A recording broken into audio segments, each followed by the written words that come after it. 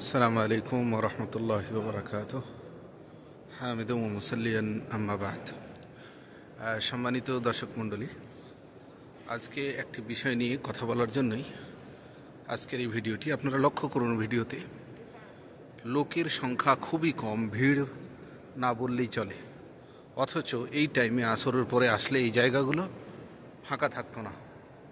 চতুর্দিকে দেখেন, জায়গা খুবই খালি হয়ে আছে, লোক সকল নেই।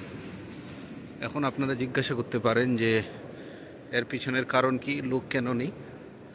তো সারা পৃথিবীর ভিসা বর্তমানে সৌদি সরকার বন্ধ রেখেছেন, কারণ কিছু দিনের মধ্যেই হাজিরা আসবেন, কিছু কাজকর্ম বাকি থাকে।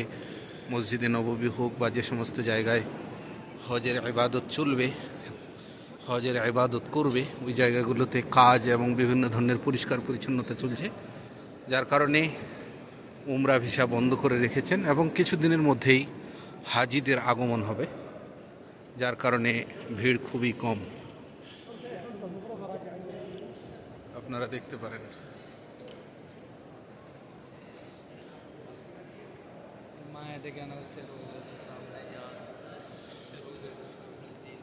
আর আজ সোমবার, ইফতারি করানোর জন্য চলে এসছেন যেনারা ইফতারি করান, যে কাজে নিযুক্ত আছেন, ওনারা চলে এসছেন।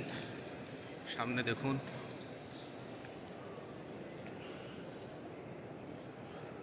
এমনকি লোকেদেরকে যে ইফতারি করাবে এমন লোক নেই। এত কম লোক সংখ্যা এত কম, খালি পড়ে আছে।